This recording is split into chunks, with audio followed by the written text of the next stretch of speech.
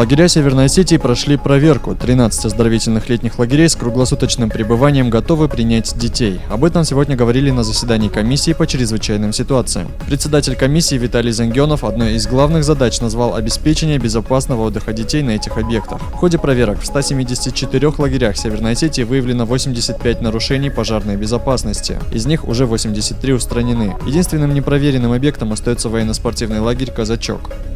Сейчас проводятся еще окончательные проверки перед заездом детей в оздоровительные учреждения и проводятся необходимые инструктажи, отработки тренировок по эвакуации. И в целом, особое внимание уделено разъяснительной и работе и пропаганде в СМИ.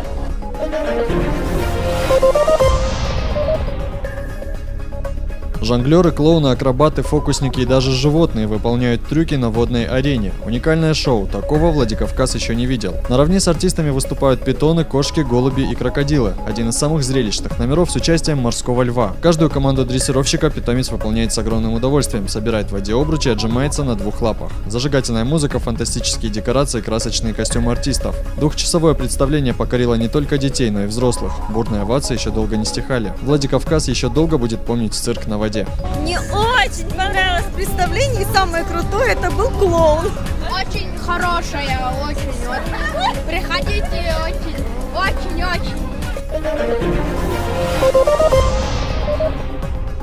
Международный фестиваль в гостях у Ларисы Гергиевой вновь собрал в своих стенах музыкального театра талантливых артистов и благодарных зрителей. Открытие состоялось с концерта «Дружбы». На Остинской сцене выступили звезды оперы и балета из Москвы, Санкт-Петербурга, Латвии, Армении, Бурятии, Казахстана и Кореи. Впереди у зрителей более месяца премьерных постановок, оперно-балетных концертов и фортепианных вечеров. Гость вечера, дирижер Туган Сохиев, пожелал фестивалю творческих успехов и поделился своими впечатлениями.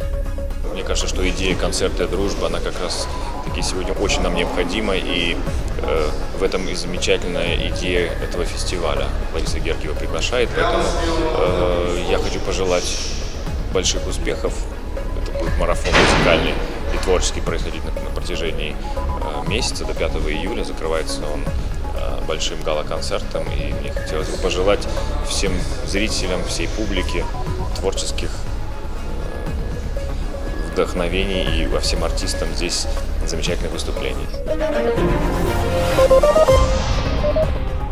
Второй форум христианской молодежи России в этом году пройдет во Владикавказе. В конференц-зале правительства республики обсудили организационные моменты съезда. Намеченная программа обещает быть насыщенной. Согласно планам, серия мероприятий пройдет в 3 дня. Гостей ждет конференция по теме «Проблемы христианства Ближнего Востока», выставки, семинары и торжественное закрытие. Также свое участие в форуме подтвердили послы Сирии, Палестины, Ирана и Египта. Подобные съезды, по мнению организаторов, создают единое пространство для взаимодействия религиозной и светской молодежи. В рамках форума будет проходить большая конференция по проблеме христиан Ближнего Востока.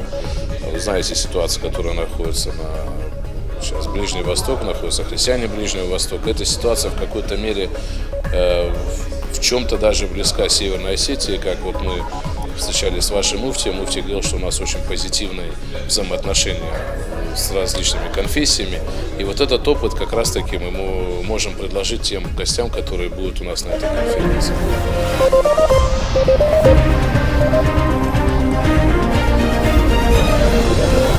Thank you.